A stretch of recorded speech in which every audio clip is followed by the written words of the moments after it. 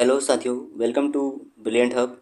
साथियों, आज हम टॉप 30 क्वेश्चंस का एक सेट लेकर के उपस्थित हुए हैं, जिसमें सबके मिक्स क्वेश्चन हैं, कंप्यूटर साइंस और जीके के। तो आइए शुरू करते हैं। आज का हमारा पहला क्वेश्चन, भारत में कार्यकारी प्रमुख किसे माना जाता है? प्रधानमंत्री, राष्ट्रपति, उच्चतम न्यायालय के मुख्य न्यायाधीश या राज्यपाल? तो राइट आंसर आपका हो जाएगा प्रधानमंत्री। देखिए, हमारे यहाँ पे राष्ट्रपति जो है, राष्ट्रपति सर्वे सर्वा होता है, किंतु अनुच्छेद 74 के अनुसार राष्ट्रपति को उसके कार्य के संपादन के लिए मंत्रिपरिषद होती है, जिसका प्रधान कौन होता है? प्रधानमंत्री होता है। ओके, अगला क्वेश्चन हम देखते हैं। यदि एक तरंग की आवृत्ति बढ़ती है तो इसकी तरंगदैर्घ्य पर क्या प्रभाव पड़ता है, क्या असर होता है? तरंगदैर्घ्य बढ़ जाएगी, एक समान रहेगी, घट जाएगी, या दोनों के बीच कोई संबंध नहीं होता है? तो देखिएगा, यदि तरंग की आवृत्ति हम बढ़ाते हैं तो उसकी तरंगदैर्घ्य जो है कम हो जाती है। ओके, अगला क्वेश्चन हम देखते हैं। कोणार्क मंदिर है, उसका निर्माण किसने करवाया था? तो कोणार्क मंदिर राजा कुलोसुंगा, नरसिंहदेव प्रथम, विष्णुगोपा या महिपाल, इनमें से किसने जो है निर्माण करवाया था? तो राइट आंसर आपका हो जाएगा नरसिंहदेव प्रथम। नरसिंहदेव प्रथम ने, इन्होंने जो है पुरी, जो कि उड़ीसा के अंतर्गत आता है, वहाँ पर 13वीं शताब्दी में इसका निर्माण करवाया था। ओके, अगला क्वेश्चन हम देखते हैं। निम्न में से कौन सा एक किसी मृत व्यक्ति का स्मारक नहीं है? बीबी का मकबरा, ताजमहल, चार मीनार या इत्माद उद दौला? देखिएगा, राइट आंसर आपका क्या हो जाएगा जो है चार मीनार, क्योंकि चार मीनार जो है कुली कुतुब शाह ने हैदराबाद यानी कि तेलंगाना में 1591 में बनवाया था। उसके बाद जो बीबी का मकबरा है, उसे औरंगजेब ने बनवाया था, औरंगाबाद महाराष्ट्र में। इत्माद उद दौला 1627 में नूरजहाँ बेगम ने बनवाया था। ताजमहल का आपको पता है, ये शाहजहाँ ने मुमताज़ की याद में बनवाया था। तो मृत व्यक्ति का स्मारक नहीं है, तो कौन सा हो जाएगा वो? चार मीनार। अगला क्वेश्चन हम देखते हैं। सम्राट अशोक किसके उत्तराधिकारी थे? चंद्रगुप्त मौर्य, बिंदुसार, सुशील या दशरथ? दो, सम्राट अशोक किसके उत्तराधिकारी थे? राइट आंसर आपका क्या हो जाएगा? सम्राट अशोक जो है बिंदुसार के उत्तराधिकारी थे। बिंदुसार। अगला क्वेश्चन हम देखते हैं। जो मौर्य वंश का संस्थापक चंद्रगुप्त मौर्य था, जिसका उत्तराधिकारी कौन था? बिंदुसार। ओके, अगला क्वेश्चन हम देखते हैं। निम्न में से कौन सा एक कोशिकीय जीव का उदाहरण है? प्रोटोजोआ, एंथ्रोपोड्स, इकिनोडर्म्स या एनालिड्स? तो एक कोशिकीय जीव जो होता है वो कौन है? प्रोटोजोआ है। प्रोटोजोआ।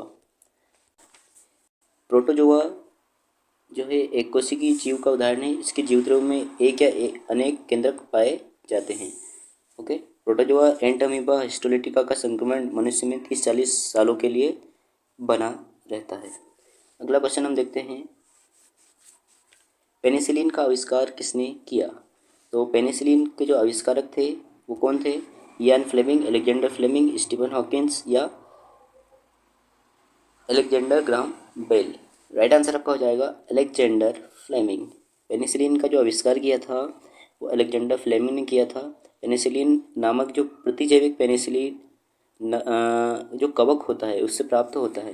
पेनिसिलिन की खोज कब हुई थी? 1928 में किया था। ओके, कन्फ्यूज करने के लिए अलेक्जेंडर ग्राहम बेल का नाम भी आता है यहाँ पर, लेकिन उन्होंने टेलीफोन का आविष्कार किया था 1876 में। टेलीफोन का आविष्कार उन्होंने किया था। अगला क्वेश्चन हम देखते हैं। भारतीय संविधान में पहली बार संशोधन कब किया गया? 1949, 1951, 1952 या 1953 में? तो जो पहली बार संशोधन किया गया था वो कब किया गया था? 1950 में संविधान लागू हुआ था और 51 में ही इसका संशोधन चालू हो गया था। ओके, और जो पहली बार संशोधन हुआ था, आपको बता दें उसमें क्या संशोधन हुआ था, उसमें नवी अनुसूची जोड़ी गई थी। ओके, नवी जो है अनुसूची जोड़ी गई थी। इस संशोधन में जो स्वतंत्रता, समानता, संपत्ति से संबंधित जो मौलिक अधिकारों को लागू किए जाने में संबंधी कुछ व्यवहारिक कठिनाइयाँ दूर करने का इसमें प्रयास किया गया था। आइए अगला क्वेश्चन देखते हैं। कुचिपुड़ी नृत्य शैली का प्रारंभ भारत के किस भाग से हुआ? जो कुचिपुड़ी है कहाँ से चालू हुआ? तमिलनाडु, महाराष्ट्र, आंध्र प्रदेश या उड़ीसा? तो राइट आंसर हमारा हो जाएगा, कहाँ का है ये? कुचिपुड़ी, आंध्र प्रदेश। कुचिपुड़ी नृत्य शैली का प्रारंभ जो है भारत में आंध्र प्रदेश राज्य से हुआ था। ओके, यह वहाँ का शास्त्रीय नृत्य है। अगला क्वेश्चन हम देखते हैं। किस नदी को बंगाल का शोक के नाम से जाना जाता है? ब्रह्मपुत्र, हुगली, भागीरथी या दामोदर? तो जो बंगाल का शोक है वो किसे कहा जाता है? वो कहा जाता है दामोदर नदी को बंगाल का शोक के नाम से हम जानते हैं। ओके, दामोदर नदी क्या होता है? दामोदर नदी का उद्गम जो स्थल है वो झारखंड के लातेहार से हुआ है। लातेहार जगह है झारखंड में, वहाँ से इसका उद्गम हुआ है और छोटा नागपुर के पठार से होते हुए वहाँ से निकलती है। ये जो भारत की प्रथम बहुउद्देशीय नदी घाटी परियोजना में दामोदर नदी का नाम आता है। ओके, दामोदर नदी घाटी जो परियोजना है उसका भी आप याद रखें, सन कब हुआ था? 1948 ईस्वी में इसका हुआ था। ओके, अगला क्वेश्चन हम देखते हैं। थर्मोस्कोप के आविष्कारक किसे माना जाता है? गैलीलियो, कोपरनिकस, आइजैक न्यूटन या जे केपलर? देखिए, थर्मोस्कोप जो है उसके आविष्कारक कौन है? तो राइट आंसर आपका हो जाएगा गैलीलियो गैलीली। कौन है? Galileo Galilei. अगला क्वेश्चन हम देखते हैं, इसको राइट अप कर देते हैं पहले, गैलीलियो गैलीली। अगला क्वेश्चन हमारा है, एक डेकालीटर कितना होता है? एक डेकालीटर कितना होता है? तो 10 किलोलीटर, 10 लीटर, 100 लीटर या 10 सेंटीलीटर? देखिएगा, जो होता है एक डेकालीटर वो 10 लीटर के बराबर होता है। लेकिन यहाँ पे बात आ रही है एक डेकालीटर। एक डेकालीटर हमने मान लिया 10 लीटर, तो एक हेक्टोलीटर, एक हेक्टोलीटर में कितना होता है? एक हेक्टोलीटर होता है 100 लीटर के बराबर, और एक लीटर में 0.22 गैलन के बराबर होता है। ओके, अगला क्वेश्चन हम देखते हैं। महाराणा प्रताप के घोड़े का नाम क्या था? बुलबुल, चेतक, हैग्रीव या बादल? देखिएगा, बहुत आसान क्वेश्चन है, तो राइट आंसर आपका हो जाएगा महाराणा प्रताप के घोड़े का नाम क्या था? चेतक। नेक्स्ट क्वेश्चन हम देखते हैं। रॉलेट एक्ट को किस वर्ष पारित किया गया था? 1919, 1921, 1923 या 1916? रॉलेट एक्ट को कब पारित किया गया था? राइट आंसर आपका हो जाएगा रॉलेट एक्ट यानी कि 1919। राइट आंसर आपका 1919 हो जाएगा। जो लॉर्ड चेम्सफोर्ड के शासनकाल में 19 मार्च 1919 को ये पारित हुआ था। इसके अनुसार किसी भी संदेहास्पद जो व्यक्ति उसको बिना किसी मुकदमा चलाए गिरफ्तार किया जा सकता था। साथ ही 1919 में एक और जो महत्वपूर्ण घटना थी, 13 अप्रैल 1919 अमृतसर में जलियांवाला बाग हत्याकांड हुआ था। 19 अक्टूबर 1919 को खिलाफत आंदोलन चला था, खिलाफत दिवस मनाया जाता है। लॉर्ड चेम्सफोर्ड के शासनकाल में कांग्रेस का लखनऊ अधिवेशन जो हुआ था 1916 में हुआ था। ये महत्वपूर्ण जानकारियाँ इससे संबंधित थी। अगला क्वेश्चन है, हमारी चंद्रमा का चक्कर लगाने वाला पहला उपग्रह कौन सा था? लूना 2, लूना 10, अपोलो 10 या अपोलो 11? देखिए, चंद्रमा का जो चक्कर लगाने वाला पहला उपग्रह था वो था लूना 10। ओके, लूना 3 जो था यह पहला अंतरिक्ष यान जिसने चंद्रमा के उस पृष्ठ के चित्र भेजे थे जो पृथ्वी से दिखाई नहीं पड़ते हैं। और लूना 9 की अगर हम बात करें तो चंद्रमा तल पर सफलतापूर्वक उतरने वाला पहला अंतरिक्ष यान था। उसके बाद जो अगला है इसमें अपोलो 11, इसमें क्या था, नील आर्मस्ट्रांग चंद्रमा पर कदम रखने वाले पहले मानव थे, वो थे अपोलो 11 में गए थे। अगला थे मार्स टू मंगल ग्रह पर पहली बार अंतरिक्ष यान का उतरना। अगला था स्पुतनिक सेकंड, इसमें क्या हुआ था, अंतरिक्ष में जीवित कुत्ते यानी कि लाइका को ले जाया गया था। वो कौन सा था, स्पुतनिक सेकंड। ओके, ये महत्वपूर्ण अपडेट थे। अगला क्वेश्चन हम देखते हैं, किस बॉक्सर को द रियल डील के नाम से जाना जाता है। Real deal Mike Tyson, Muhammad Ali, Evander Holyfield या जो लुइस, किसे जाना जाता है। तो राइट आंसर आपका हो जाएगा, ये था इवांडर होलीफील्ड। अगला क्वेश्चन हम देखते हैं,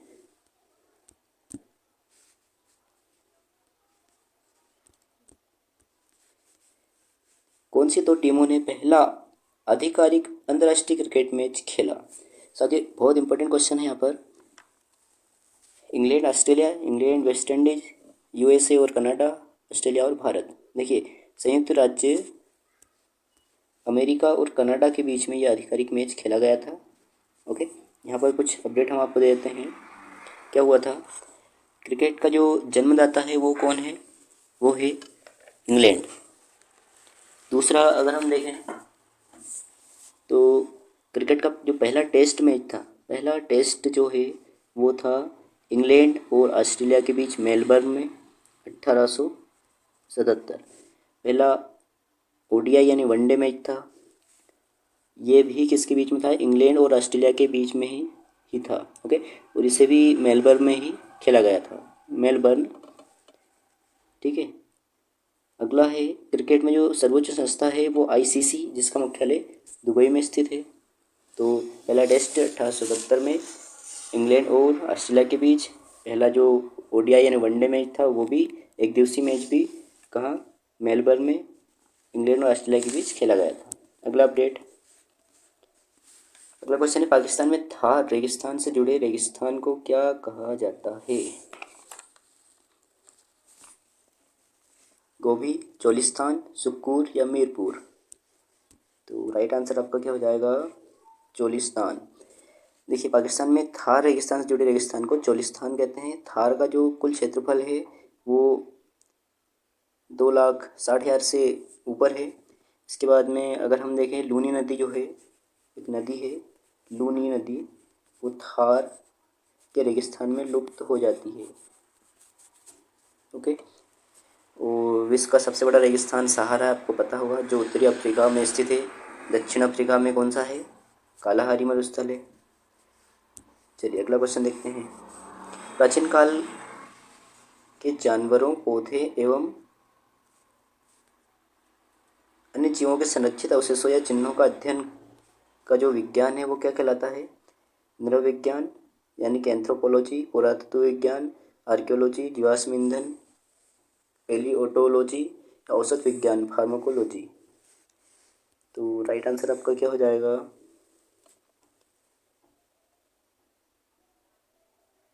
प्राचीन काल में जो जानवर, पौधों और अन्य जीवों संरक्षित अवशेषों का अध्ययन करते थे उसको हम पेलियोंटोलॉजी यानी कि जीवाश्म विज्ञान के नाम से जानते हैं, उसको जीवाश्म विज्ञान कहते हैं। ओके, नृविज्ञान की अगर हम बात करें, एंथ्रोपोलॉजी, तो विज्ञान की वह शाखा है जिसमें मानव के विकास, रीति रिवाज और इतिहास, परंपरा वगैरह का अध्ययन हम करते हैं। पुरातत्व विज्ञान में हम क्या करते हैं, पुरातत्व संबंधी विज्ञान की एक शाखा है। उसके बाद अगर हम देखें सेरिकल्चर, इसमें क्या होता है, इस शाखा में रेशम के कीड़ों के पालन और उनके उत्पादन का अध्ययन किया जाता है। एक होता है हिप्नोलॉजी, जो नींद का अध्ययन उसमें हम करते हैं।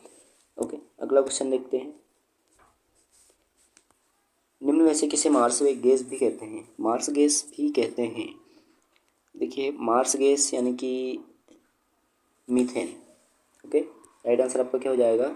मार्स गैस मीथेन का एक दूसरा नाम है। तो राइट आंसर आपका सी हो जाएगा। ठीक है। प्राकृतिक गैस का जो मुख्य अवयव होता है वो मीथेन ही होता है, जिसमें लगभग 80% मीथेन होता है प्राकृतिक गैस में। ओके। जो सिगरेट लाइटर वगैरह में जो हम यूज करते हैं वो क्या होता है दोस्तों? वो ब्यूटेन होता है। ओके। वो प्राकृतिक गैस में ब्यूटेन प्रोपेन का मिश्रण होता है, जिसे उच्च दाब पर द्रवित कर सिलेंडरों में, यानी कि आपकी जो एलपीजी होता है उसमें ब्यूटेन और प्रोपेन का जो मिक्सर भर दिया जाता है। ठीक है। अगला क्वेश्चन हम देखते हैं, साइप्रस की राजधानी कौन सी है? साइप्रस की राजधानी, तो राइट आंसर आपका क्या हो जाएगा? निकोसिया, पोलिस, लमाका या अराडिप्पू।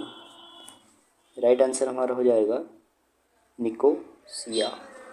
साइप्रस देश की राजधानी निकोसिया। साइप्रस की अगर हम मुद्रा की बात करें तो वहाँ पे मुद्रा चलती है पाउंड। ओके। और पोलैंड इसमें, सॉरी, पोलैंड की राजधानी क्या है दोस्तों? वारसा। वारसा। और मुद्रा वहाँ पे है जलोती। जलोती। ओके। अगला क्वेश्चन हम देखते हैं, धमनियाँ रक्त का वहन करती है जो भरी होती है, ऑक्सीजन, कार्बन डाइऑक्साइड, टॉक्सिन या लिपिड से। तो जो धमनियाँ हैं वो रक्त का वहन करती है, इसमें क्या होता है? राइट आंसर आपका क्या हो जाएगा? ऑक्सीजन। ठीक है। जो रक्त का वहन करती है उसमें ऑक्सीजन लेकर के जाती है। धमनियाँ रक्त का वहन करती है और हृदय से शरीर की ओर रक्त में जाने वाली रक्तवाहिनी को धमनी हम कहते हैं। धमनी में शुद्ध रक्त अर्थात ऑक्सीजन भरा होता है। इसका जो अपवाद है वो पल्मोनरी धमनी है। ओके। पल्मोनरी धमनी दाहिने नीले में फेफड़ा में जो फेफड़े होते हैं ना उसमें रक्त पहुंचाता है, इसमें अशुद्ध रक्त होता है। तो ये अपवाद है, बाकी तो हमारा आंसर क्या हो जाएगा? ऑक्सीजन। अगला क्वेश्चन है, पृथ्वी का आकार कैसा है? पृथ्वी का आकार कैसा है? राइट आंसर आपका क्या हो जाएगा? पूर्ण गोलार्ध, अधिकांश चपटा, पूर्ण गोल या चपटा गोल। साथियों, जो पृथ्वी है उसका आकार कैसा है? चपटा गोल है। ये मान लीजिएगा एक नारंगी के समान है। ओके। जो कि 23.5 डिग्री अपने अक्ष पर झुकी हुई है। ठीक है। ये सौरमंडल का एकमात्र ग्रह है जिस पर जीवन है, और इसका एक उपग्रह चंद्रमा है। लेकिन इसकी आकार और बनावट की अगर हम बात करें तो बिल्कुल शुक्र के समान है। ठीक है। इसलिए शुक्र की जुड़वा बहन इसे कहा जाता है। अगला क्वेश्चन है, अरुणा असफ अली को कहाँ भारतीय राष्ट्रीय कांग्रेस ध्वज फहराने के लिए याद किया जाता है? असहयोग आंदोलन के दौरान, सभी नाविकीय आंदोलन के दौरान, स्वराज आंदोलन के दौरान, भारत छोड़ो आंदोलन के दौरान। तो राइट आंसर आपका क्या हो जाएगा? अरुणा असफ अली को भारत छोड़ो आंदोलन के दौरान, भारत छोड़ो आंदोलन के दौरान जो है ध्वज फहराने के लिए याद किया जाता है। साथियों, भारत छोड़ो आंदोलन की शुरुआत कब हुई थी? ये हुई थी 9 अगस्त 1942। ओके। इस आंदोलन में गांधी जी ने करो या मरो का नारा दिया था। अगला क्वेश्चन हम देखते हैं, वास्को डी गामा भारत कब आया? वास्को डी गामा भारत कब आया? तो वास्को डी गामा जो था भारत 1492, 1498, 1948, 1857। साथियों, राइट आंसर आपका क्या हो जाएगा? 1498 में। और कहाँ आया था ये आया था कालीकट बंदरगाह। कालीकट बंदरगाह भारत एवं जो यूरोप है उसके बीच में एक नया समुद्री मार्ग इसने खोज निकाला था। ओके। और कहाँ से आया था ये आया था पुर्तगाल। ओके। पुर्तगाल से ये आया था। अगला क्वेश्चन हम देखते हैं, मंगल ग्रह में कितने चंद्रमा है? मंगल ग्रह में कितने चंद्रमा है? तो मंगल ग्रह के साथियों 2 चंद्रमा है। इनके नाम है, एक तो फोबोस और एक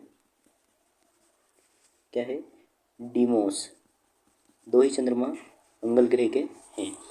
इस ग्रह को लाल ग्रह कहा जाता है क्योंकि इसका जो लाल रंग होता है ना वो ऑक्साइड के कारण हो जाता है, इसलिए इसे लाल ग्रह भी कहा जाता है।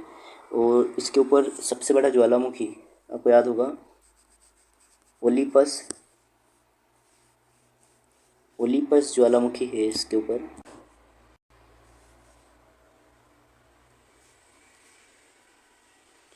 इसके ऊपर जो है ओलिपस नामक ज्वालामुखी, जो कि सौरमंडल का सबसे बड़ा ज्वालामुखी है, वो इसी के ऊपर है। और सबसे अधिक उपग्रहों की संख्या अगर हम बात करें तो वह है बृहस्पति में। ठीक है, पृथ्वी के पास मात्र एक उपग्रह है, चंद्रमा। इंपॉर्टेंट अपडेट्स थे। अगला क्वेश्चन हम देखते हैं, दाम्बुला का जो स्वर्ण मंदिर है वो कहाँ पर स्थित है? अमृतसर, श्रीलंका, इंडोनेशिया है, मलेशिया। साथियों, दाम्बुला का स्वर्ण मंदिर, जैसा कि हमारे यहाँ पर अमृतसर में जो स्वर्ण मंदिर है जिसे हम गोल्डन टेम्पल कहते हैं, जैसे दाम्बुला का स्वर्ण मंदिर है, तो ये कहाँ पर है? यह पाया जाता है श्रीलंका, है ना। हमारे यहाँ पर जो स्वर्ण मंदिर अमृतसर में है, इसका निर्माण गुरु अर्जुन देव ने कराया था। ओके, जैसा कि ऐसे ही आपका श्रीलंका में दाम्बुला का स्वर्ण मंदिर भी है। अगला क्वेश्चन हम देखते हैं, बौद्ध गुफाओं के लिए प्रसिद्ध कार्ले किस राज्य में स्थित है? साथियों, कार्ले किस राज्य में स्थित है? तो ये है जो है कार्ले महाराष्ट्र में स्थित है।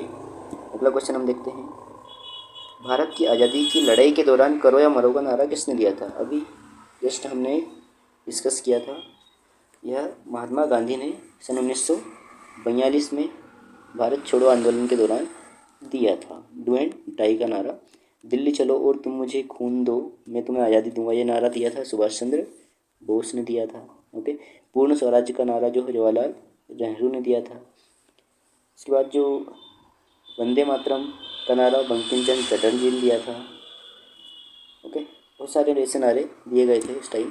अगला क्वेश्चन है, अगला और आखिरी क्वेश्चन आज का हमारा, हमारी आँखों में लेंस का काम है आँखों को ढकना, मस्तिष्क को छवियों के संदेश भेजना, आँख की फोकस दूरी को बदलना, चोट से आँखों की सुरक्षा करना। क्योंकि हमारी आँखों का जो लेंस है वो क्या काम करता है? वो फोकस दूरी को हमारी आँखों में लेंस की आँख के फोकस दूरी को बदलने का काम करता है। आँखों की फोकस दूरी को बदलने का काम करता है। लेंस देखिए दो प्रकार के होते हैं, आपने पढ़ा होगा, उत्तल और एक होता है उत्तल, एक होता है अवतल। ठीक है, दो तरह के लेंस होते हैं। लेंस की जो क्षमता है उसे हम डायोप्टर में मापते हैं। डायोप्टर में लेंस की क्षमता को मापा जाता है। और स्पर्श दृष्टि की जो न्यूनतम दूरी होती है वो कितनी होती है? 25 सेंटीमीटर। ये कुछ महत्वपूर्ण अपडेट थे। साथियों, आज का वीडियो आपको कैसा लगा हमें ज़रूर बताइएगा। Thanks for watching.